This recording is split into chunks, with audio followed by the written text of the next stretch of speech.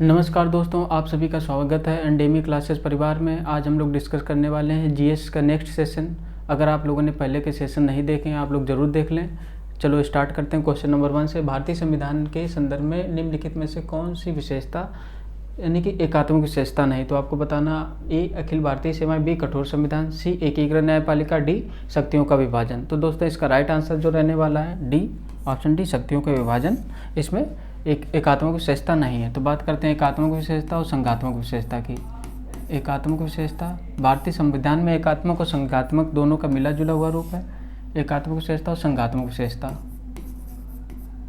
संघात्मक विशेषता,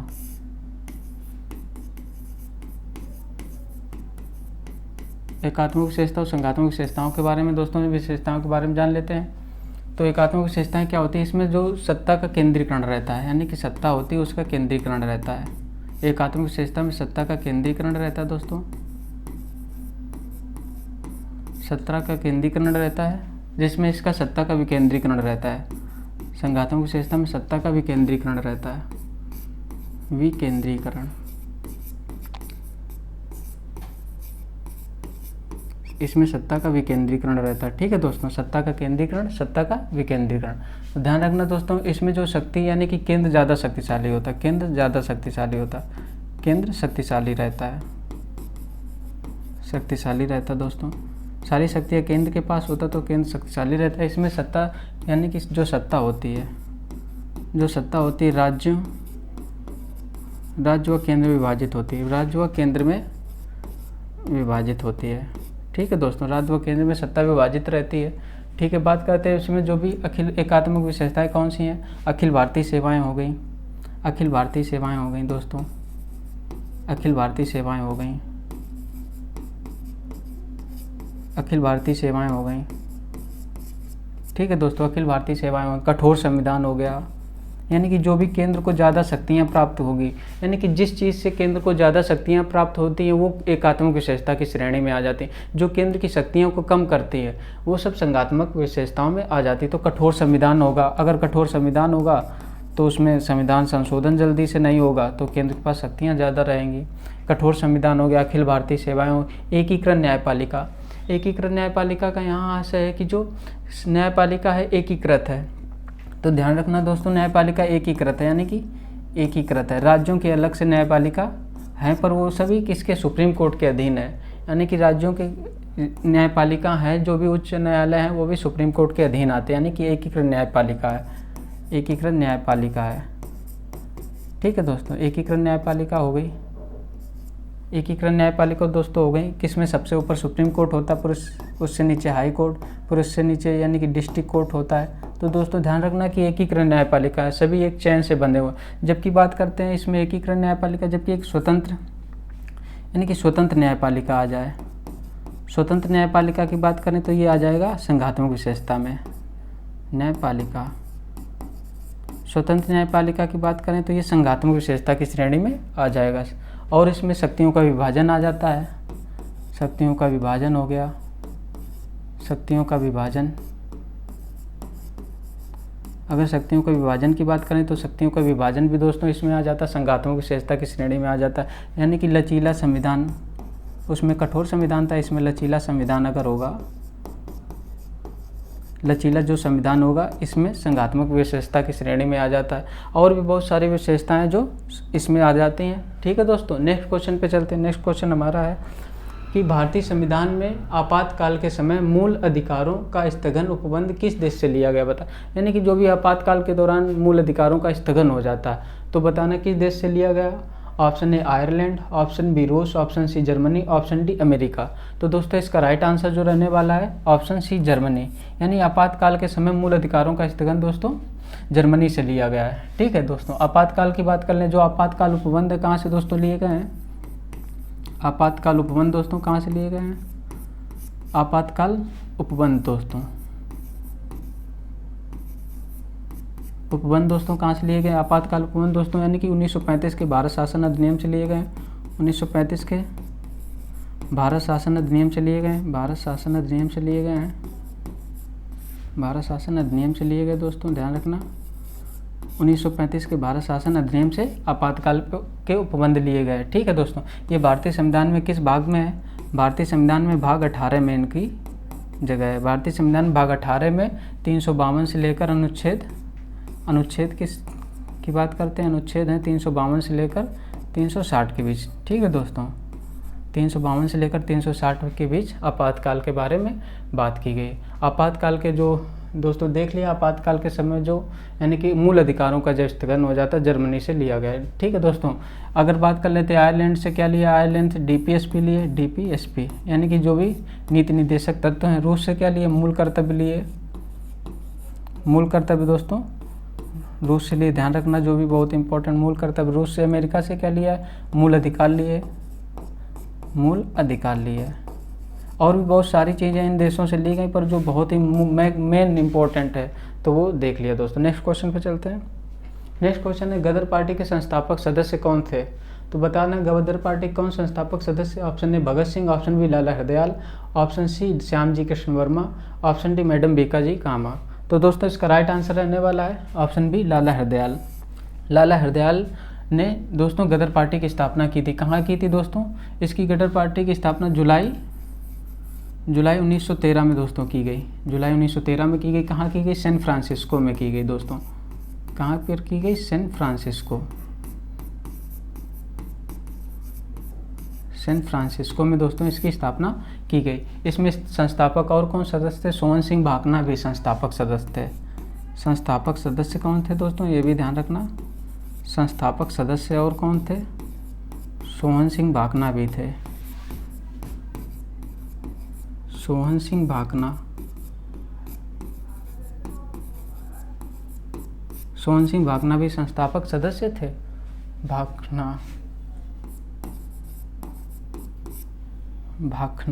हाँ सोहन सिंह भाकना या भाकना संस्थापक सदस्य थे। ठीक है दोस्तों, बात कर लेते हैं भगत सिंह। भगत सिंह ने दोस्तों चंद्रशेखर आज़ाद जी के साथ मिलकर किसकी स्थापना की? HSRA की, Hindustan socialist Republican association. Hindustan socialist Republican association की स्थापना की। ठीक है दोस्तों, कब की? 1928 में की दोस्तों।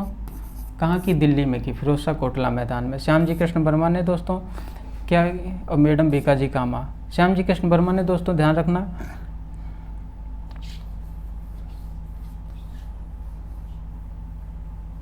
श्यामजी कृष्ण वर्मा ने दोस्तों लंदन में, श्यामजी कृष्ण वर्मा ने दोस्तों लंदन में इंडिया होम रूल सोसाइटी की स्थापना की दोस्तों। किसकी? India home rule society. India home rule society की दोस्तों स्थापना की। इंडिया होम रूल सोसाइटी की दोस्तों स्थापना की।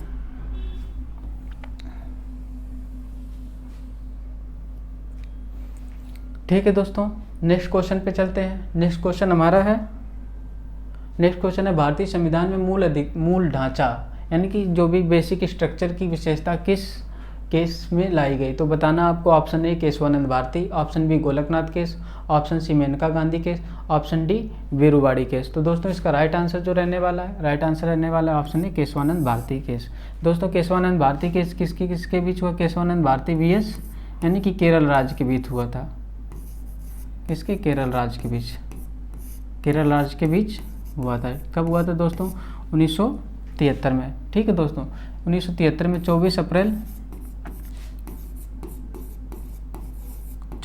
1973 को दोस्तों सुप्रीम कोर्ट ने फैसला दिया। किसके बारे में? बेसिक स्ट्रक्चर यानी कि जो संसद है, संसद यानी कि बेसिक स्ट्रक्चर का क्यों लाया गया कि संसद है संवैधानिक, उसे संशोधन की शक्ति प्राप्त है, लेकिन वो मूल ढांचे को संशोधित नहीं कर सकती है। यानी कि मूल ढांचे का प्रावधान क्या है? मूल ढांचे का प्रावधान संविधान में नहीं दिया गया है, लेकिन सुप्रीम कोर्ट ने इसे 24 अप्रैल 1973 को लाया। मूल ढांचा या बेसिक स्ट्रक्चर, मूल ढांचा या बेसिक स्ट्रक्चर, मूल ढांचे में संसद संशोधन नहीं कर सकती है। संसद संशोधन नहीं कर सकती, ध्यान रखना दोस्तों, संसद संशोधन नहीं कर सकती है मूल ढांचे में। मूल ढांचे में संसद संशोधन नहीं कर सकती है। ठीक है दोस्तों, नेक्स्ट क्वेश्चन पे चलते हैं। नेक्स्ट क्वेश्चन है दिल्ली राष्ट्रीय राजधानी क्षेत्र किस संविधान संशोधन के तहत बनाई गई थी? तो बताना है दोस्तों दिल्ली राष्ट्रीय राजधानी क्षेत्र, दिल्ली एनसीआर। तो एनसीआर दोस्तों राष्ट्रीय नेशनल कैप्टन रीजन दोस्तों किसके तहत बनाई गई थी? तो आपको बताना है ऑप्शन ए 61वां संविधान संशोधन, ऑप्शन बी 69वां संविधान संशोधन, ऑप्शन सी 71वां, ऑप्शन डी 86वां। तो दोस्तों इसका राइट आंसर रहने वाला है ऑप्शन बी 69वां संविधान। 69वां संविधान संशोधन 1991 में, 69वां संविधान संशोधन दोस्तों 1991 में दिल्ली को दिल्ली एनसीआर बनाया गया। ठीक है, दिल्ली एनसीआर दोस्तों बनाया गया। ठीक है दोस्तों, ध्यान रखना इसके तहत इसमें कौन से नए अनुच्छेद जोड़े गए? इसमें दोस्तों अनुच्छेद 239 ए जोड़ा गया और 239 ए भी जोड़ा गया। ठीक है दोस्तों, 2 अनुच्छेद जोड़े गए। इन्हीं अनुच्छेदों के माध्यम से दोस्तों क्या किया गया? दिल्ली में यानी कि लोकसभा विधानसभा सीटें बनाई गई। विधानसभा सीटें दोस्तों कितनी है? 70 विधानसभा सीटें हैं। लोकसभा सीटें दोस्तों कितनी है? 7 बनाई गई। और दोस्तों राज्यसभा सीटें कितनी हैं? 3। तो दोस्तों ध्यान रखना दिल्ली में इसी संविधान संशोधन के साथ दिल्ली एनसीआर बनाया गया और उसमें सीटें आरक्षित की गई। ठीक है दोस्तों, नेक्स्ट क्वेश्चन पे चलते हैं। नेक्स्ट क्वेश्चन है संविधान सभा के संस्थापक यानी कि आत्मीय सभा के संस्थापक थे, बताना है। Option A Raja Ram Mohan Roy, option B Madan Mohan Malaviya, option C Dada Bhai Naoroji, option D Jyotiba Phule. तो दोस्तों इसका राइट आंसर जो रहने वाला है ऑप्शन ए राजा राम मोहन राय, जिन्हें आत्मीय सभा की स्थापना की थी। दोस्तों कब इसकी स्थापना की थी? दोस्तों 1915 में दोस्तों आत्मीय सभा की स्थापना की थी। कहाँ की थी दोस्तों? कोलकाता में की थी। कोलकाता में दोस्तों की थी आत्मीय सभा की स्थापना। दोस्तों कहाँ की गई थी? कोलकाता में आत्मीय सभा की स्थापना की थी। इसके बाद दोस्तों 1928 में इसी का नाम आत्मीय सभा से दोस्तों ब्रह्म समाज दोस्तों पड़ गया। ब्रह्म सभा दोस्तों पड़ गया। देख लेते हैं मदन मोहन मालवीय जी के बारे में हमारे नेक्स्ट ऑप्शन में। मदन मोहन मालवीय जी ने 1915 में दोस्तों किसकी स्थापना की थी? हिंदू महासभा की स्थापना की थी। हिंदू महासभा की स्थापना दोस्तों की थी। हिंदू महासभा की स्थापना की थी। कहाँ दोस्तों की थी? देहरादून में। ध्यान रखना दोस्तों, देहरादून में की थी। देहरादून में दोस्तों स्थापना की। दादा भाई नौरोजी ने किसकी दोस्तों स्थापना की थी? दादा भाई नौरोजी ने दोस्तों यानी कि रहनुमाई माजदायान की स्थापना की थी। रहनुमाई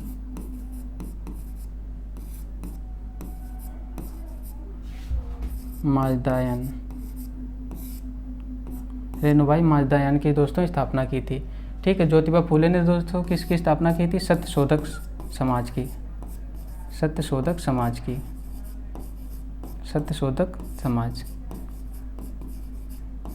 ठीक है दोस्तों, सत्यशोधक समाज की स्थापना की थी इन्होंने। नेक्स्ट क्वेश्चन पे चलते हैं दोस्तों।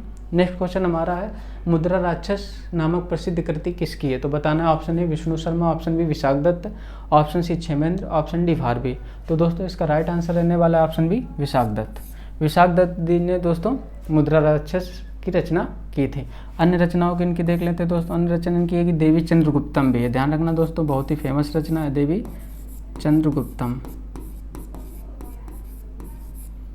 चंद्रगुप्तम दोस्तों इनकी एक और रचना है। विष्णु शर्मा ने दोस्तों पंचतंत्र की रचना की थी। पंचतंत्र, विष्णु शर्मा जी ने पंचतंत्र की रचना की थी। क्षेमेंद्र ने दोस्तों बृहद कथा मंजरी की रचना की थी। ध्यान रखना दोस्तों, बृहद कथा मंजरी की रचना की थी। बृहद कथा मंजरी की दोस्तों रचना की थी। ठीक है दोस्तों, अन्य भारवी की देख लेते हैं दोस्तों। भारवी ने किसकी रचना की थी दोस्तों? भारवी ने रचना की थी किसकी? किराता अर्जुनियम की रचना। किराता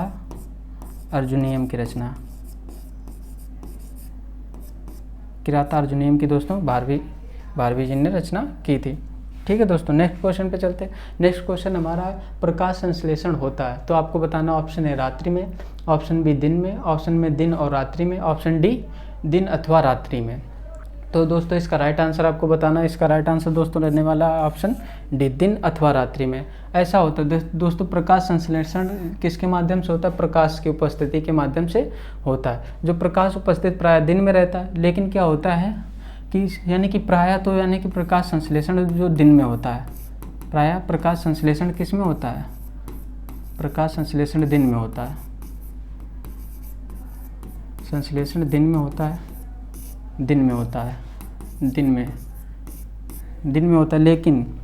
लेकिन समुद्री शैवाल होते हैं। लेकिन समुद्री शैवाल जो होते हैं, वो प्राय चंद्रमा की रोशनी में, किसकी रोशनी में? चंद्रमा के प्रकाश में प्रकाश में, रात्रि में भी प्रकाश संश्लेषण कर सकते हैं। ठीक है दोस्तों, रात्रि में भी कर सकते हैं, रात्रि में भी कर सकते हैं। तो ध्यान रखना दोस्तों, वो रात्रि में भी कर सकते हैं तो अथवा दिन में कर लेंगे, या इसके अलावा अगर दिन में नहीं किया तो रात में कर लेंगे। तो यानी कि कुछ समुद्री शैवाल होते हैं। कौन से समुद्री शैवाल हैं? ये समुद्री शैवाल हैं जो दिन में भी कर सकते हैं अथवा रात्रि में कर सकते हैं। तो इसका राइट आंसर दोस्तों दिन में अथवा रात्रि में होगा। ठीक है दोस्तों, प्रकाश संश्लेषण किसकी उपस्थिति में होता है? प्रकाश की उपस्थिति में होता है। नेक्स्ट क्वेश्चन पे चलते हैं दोस्तों।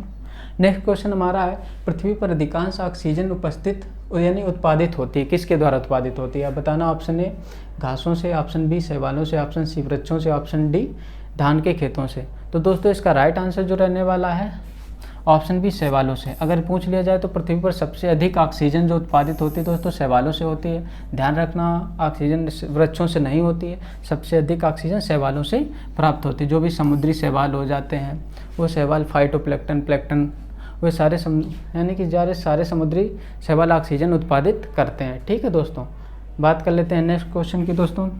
नेक्स्ट क्वेश्चन हमारा है, निम्नलिखित में से कौन सा क्लोरोफिल का घटक नहीं है? तो आपको बताना है, बहुत बार एग्जाम्स में पूछा गया है, वनडे एग्जाम से बहुत बार पूछा गया। तो आपको बताना है option A calcium, option B magnesium, option C carbon, option D hydrogen. तो दोस्तों इसका जो राइट आंसर रहने वाला है ऑप्शन ए कैल्शियम क्लोरोफिल का घटक नहीं है, यानी कि ये घटक नहीं है।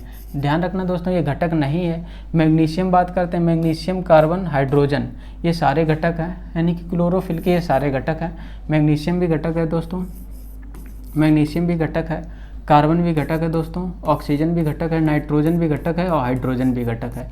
ठीक है दोस्तों, ये क्लोरोफिल के मुख्य घटक हैं। मैग्नीशियम, कार्बन, ऑक्सीजन, नाइट्रोजन और हाइड्रोजन, ये दोस्तों कैल्शियम के मतलब उसके क्लोरोफिल के घटक है। नेक्स्ट क्वेश्चन पे चलते हैं दोस्तों। नेक्स्ट क्वेश्चन हमारा है, मानव हार्मोन इंसुलिन उत्पन्न होता है। तो बताना दोस्तों इंसुलिन किस में उत्पन्न होता है? तो ऑप्शन ए यकृत में, ऑप्शन बी किडनी में, ऑप्शन सी अग्नाशय में, ऑप्शन डी पीयूष ग्रंथि में। तो दोस्तों इसका राइट आंसर रहने वाला है ऑप्शन सी अग्नाशय में, पेनक्रियाज, यानी कि ऑप्शन सी पेनक्रियाज में दोस्तों इंसुलिन के बीटा सेल के द्वारा उत्पादित किया जाता है। किसके द्वारा दोस्तों? बीटा सेल के द्वारा, बीटा सेल के द्वारा उत्पादित होता है। ठीक है दोस्तों, उत्पादित होता है। इसकी दोस्तों कमी से कौन सा रोग हो जाता है? यानी कि इसकी कमी से क्या हो जाता है दोस्तों? इसकी कमी से डायबिटीज़ हो जाता है, डायबिटीज़ हो जाता है। ठीक है दोस्तों, ध्यान रखना, डायबिटीज़ हो जाता है इंसुलिन की कमी से, डायबिटीज़ होता है दोस्तों। ठीक है, इसकी कमी से डायबिटीज़ हो जाता है। अगर ये क्या करता है, इसका क्या मुख्य कार्य क्या है?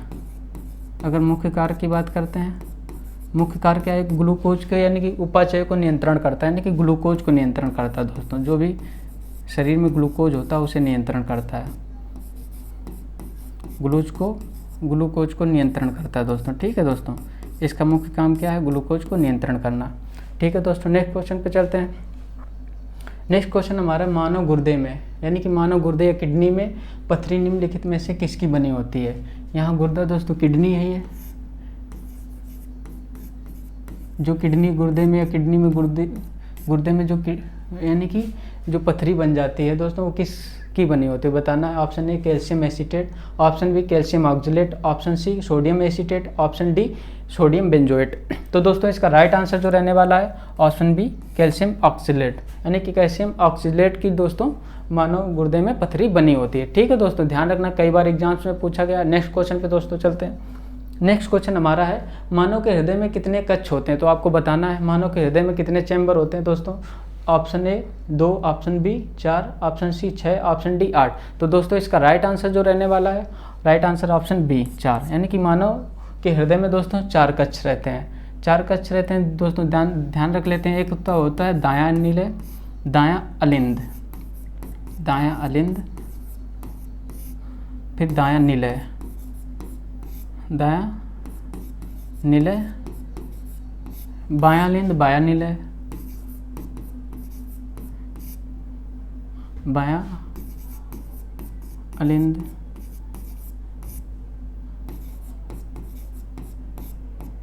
बायां निलय। ठीक है दोस्तों, इसमें 4 चैम्बर होते हैं मानव के हृदय में, बायां अलिंद और दायां अलिंद, दायां अलिंद और दायां निलय। देख लिए दोस्तों। बात करते हैं 4 चैम्बर होते हैं। अन्य बात करते हैं पक्षियों में दोस्तों, पक्षियों में कितने चैम्बर होते हैं देख लेते हैं। पक्षियों में दोस्तों ज़्यादातर प्राय पक्षियों में भी 4 कक्ष चैम्बर होते हैं, पक्षियों में भी 4 कक्ष होते हैं। पक्षियों के हृदय में भी दोस्तों 4 कक्ष होते हैं। मगरमच्छ में भी 4 कक्ष होते हैं। मगरमच्छ में भी दोस्तों कितने होते हैं? 4 कक्ष होते हैं। मगरमच्छ में भी दोस्तों 4 कक्ष होते हैं। मगरमच्छ में भी 4 कक्ष होते हैं। कॉकरोच में दोस्तों बात करते हैं, कॉकरोच में दोस्तों बात करते हैं तो दोस्तों इसमें कितने कक्ष होते हैं? कॉकरोच में दोस्तों बात करते हैं उसमें 13 कक्ष होते हैं। ध्यान रखना दोस्तों, इसमें 13 कक्ष होते हैं। कई बार एग्जाम्स में पूछ लिए जाते हैं, तो दोस्तों ध्यान रखना पक्षियों में 4 कक्ष होते हैं, मगरमच्छ में 4 और कॉकरोच में 13 कक्ष होते हैं। ठीक है दोस्तों, नेक्स्ट क्वेश्चन पे चलते हैं। नेक्स्ट क्वेश्चन पे तमिलनाडु व आंध्र प्रदेश के तट का क्या नाम है? तो आपको बताना है दोस्तों तमिलनाडु आंध्र प्रदेश के तट का क्या नाम है। ऑप्शन ए कोरोमंडल तट, ऑप्शन बी मालाबार तट, ऑप्शन सी कोंकण तट, ऑप्शन डी उत्तरी सरकार। तो दोस्तों इसका राइट आंसर रहने वाला है ऑप्शन ए कोरोमंडल तट, यानी कि कोरोमंडल तट दोस्तों तमिलनाडु आंध्र प्रदेश की सीमा पर स्थित है। बात करते हैं दोस्तों, देख लेते हैं मैप के माध्यम से।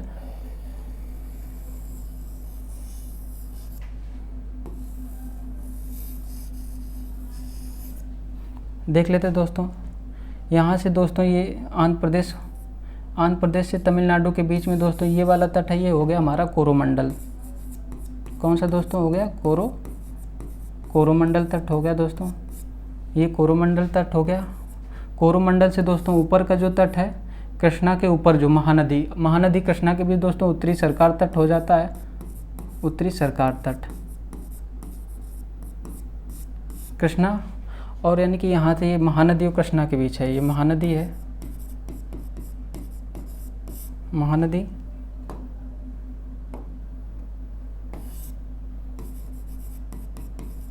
कृष्णा, महानदी और कृष्णा के बीच दोस्तों कौन सा हो जाता है? उत्तरी सरकार तट। और कृष्णा से लेकर दोस्तों कावेरी नदी के बीच ये जो होता है कावेरी नदी के बीच दोस्तों हो जाता है कोरोमंडल तट। ध्यान रखना दोस्तों क्या हो जाता है? कोरोमंडल तट हो जाता है। ठीक है दोस्तों, बात कर लेते हैं यहाँ से दोस्तों, यहाँ ये केरल का क्षेत्र है, केरल यानी कि गोवा या केरल के क्षेत्र में दोस्तों ये मालाबार तट रहता है। कौन सा रहता है दोस्तों? ध्यान रखना मालाबार तट रहता है। मालाबार दोस्तों कर्नाटक में से कर्नाटक तट भी कहते हैं, कर्नाटक वाले क्षेत्र में से कर्नाटक तट भी कहते हैं दोस्तों, कर्नाटक तट भी दोस्तों कहते हैं। ये मालाबार तट कर्नाटक तट यानी कि गोवा से लेकर महाराष्ट्र के बीच, यानी कि गोवा महाराष्ट्र के बीच दोस्तों कन्नड़ तट स्थित है। कौन सा दोस्तों? यानी कि कन्नड़ नहीं दोस्तों, कोंकण तट। क्या है दोस्तों? कोंकण तट स्थित है, कोंकण तट स्थित है।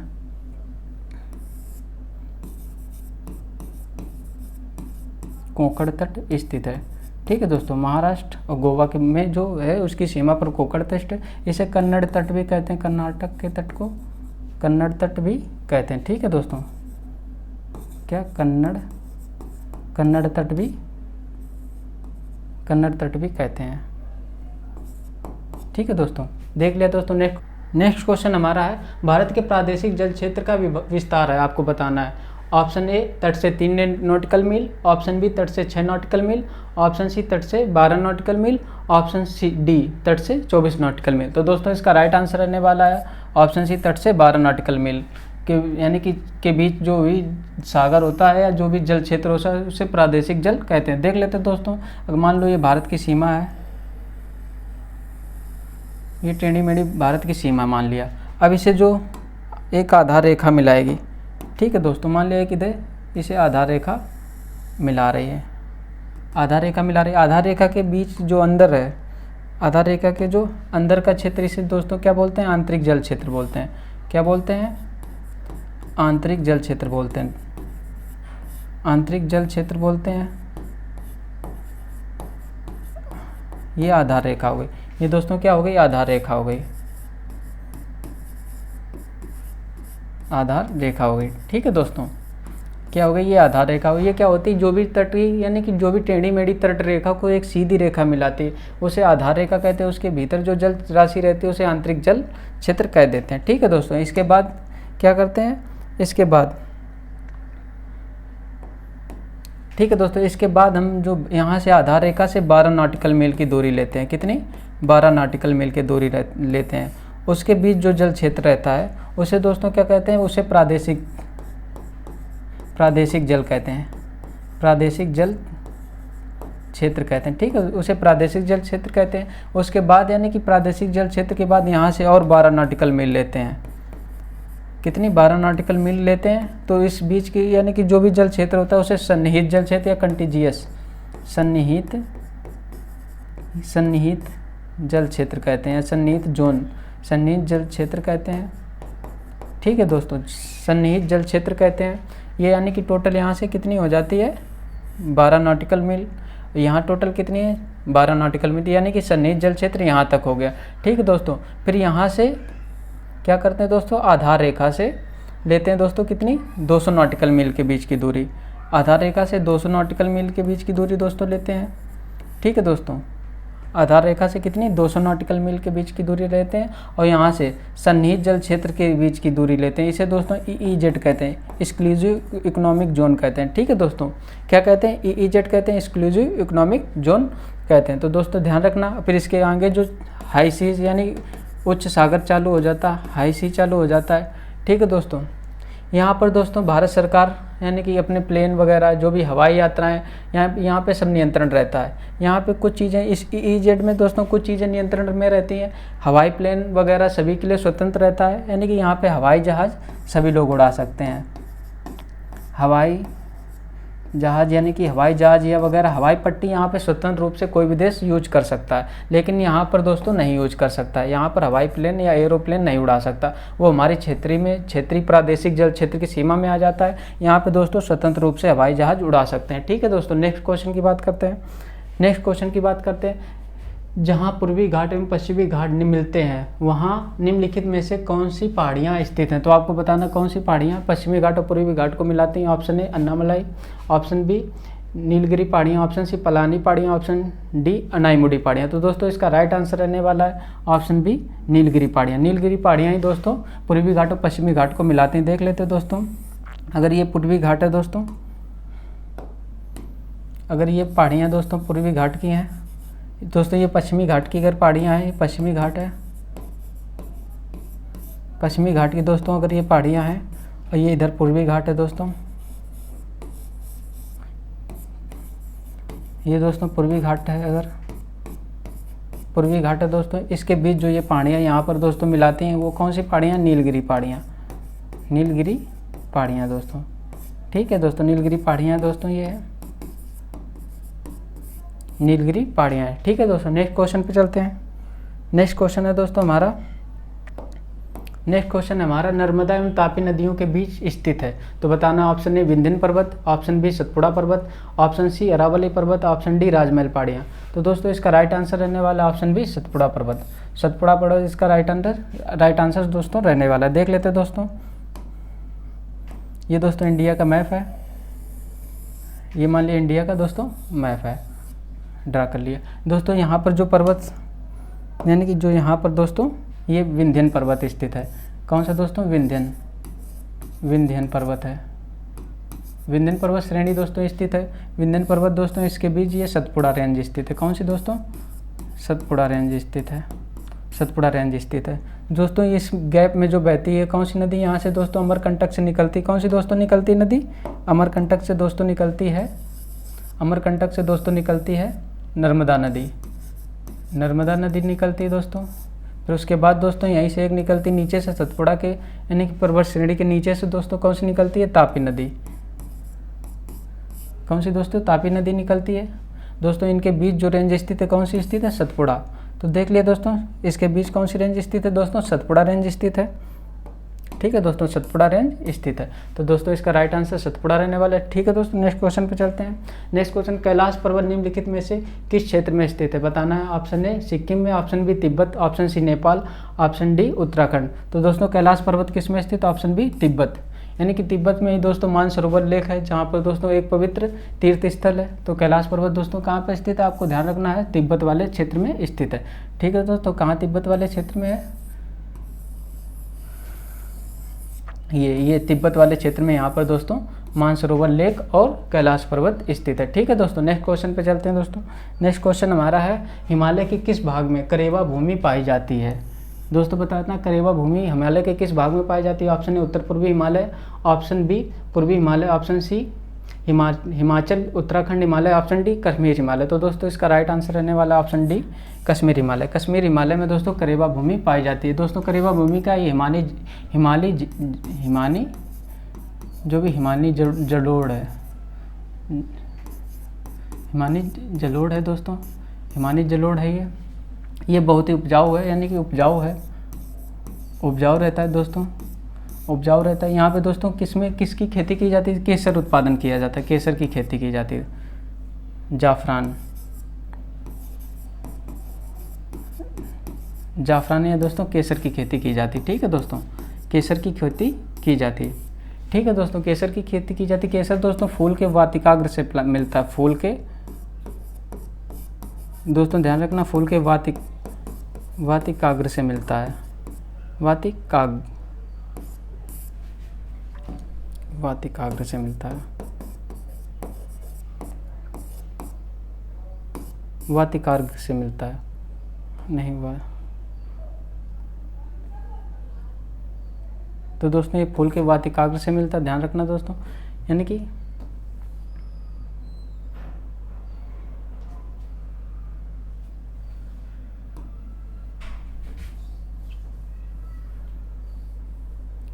तो दोस्तों क्या कह, यानी कि करेवा भूमि हिमालय के किस भाग में पाया जाता है? तो दोस्तों ध्यान रखना, जाफरान यानी कि केसर का उत्पादन किया जाता है। ठीक है दोस्तों, केसर का उत्पादन किया जाता है। ये फूल के दोस्तों वातिकाग्र से मिलता है, यानी कि फूल के किससे मिलता है दोस्तों? वातिकाग्र से, फूल के वातिकाग्र से, फूल के दोस्तों वातिकाग्र से मिलता है। ठीक है दोस्तों, नेक्स्ट क्वेश्चन पे चलते हैं। नेक्स्ट क्वेश्चन हमारे दोस्तों, निम्नलिखित में कौन सा युग्म सही सुमेलित नहीं? आपको बताना है। आप विटामिन ए रतौंधी, option B vitamin B3 pellagra, option C vitamin D वर्णांधता, ऑप्शन डी फोलिक एसिड रक्त अल्पलता। तो दोस्तों इसका राइट आंसर रहने वाला option C vitamin D. Vitamin D दोस्तों इसकी कमी से वर्णांधता नहीं होता। विटामिन डी की दोस्तों कमी से कौन सा रोग हो जाता है दोस्तों? यानी कि रिकेट्स हो जाता है, यानी कि सूखा रोग हो जाता है। कौन सा रोग हो जाता है? सूखा रोग, यानी कि रिकेट्स, सूखा रोग हो जाता है, सूखा रोग हो जाता है दोस्तों। ये किस में हो जाता है? ज़्यादातर बच्चों में रहता है, बच्चों में रहता है दोस्तों। वयस्कों में कौन सा हो जाता है? अगर यही विटामिन डी की कमी से वयस्कों में दोस्तों ऑस्टियोमलेशिया रोग हो जाता है, ऑस्टियोमलेशिया रोग हो जाता है।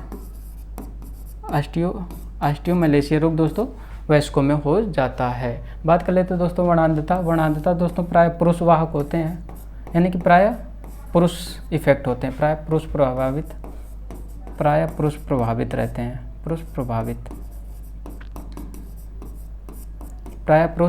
रहते हैं दोस्तों। इसमें महिलाएं वाहक होती हैं। महिलाएं किसका काम करती हैं? वाहक का काम करती हैं, महिलाएं वाहक का काम करती हैं दोस्तों। इसमें यक्ष गुणसूत्र प्रभावित रहता है। पुरुष में दोस्तों यक्ष वाई गुणसूत्र रहते हैं, इसका यक्ष गुणसूत्र प्रभावित रहता है, यक्ष गुणसूत्र दोस्तों प्रभावित रहता है। अगर महिलाओं में दोनों गुणसूत्र प्रभावित होंगे, यक्ष तभी दोस्तों महिलाएं प्रभावित होंगी इस रोग से, वरना नहीं होंगी। दोस्तों ये कैसा है? ये दोस्तों रोग कैसा है? ये जन्मजात रोग आ जाता है, जन्मजात रोग आ जाता है दोस्तों, यानी वर्णांधता जन्मजात। इसमें दोस्तों लाल और हरे रंग का यानी कि भेद नहीं कर पाते, लाल और हरे रंग की पहचान नहीं कर पाते हैं, लाल हरे रंग में पहचान नहीं कर पाते हैं, हरे रंग में पहचान नहीं कर पाते हैं, दोस्तों। ठीक है दोस्तों, आज इतने ही क्वेश्चन करते हैं। अगर सेशन अच्छा लगा हो तो वीडियो को लाइक करें, सब्सक्राइब करें और दोस्तों के साथ शेयर करें। जय हिंद दोस्तों।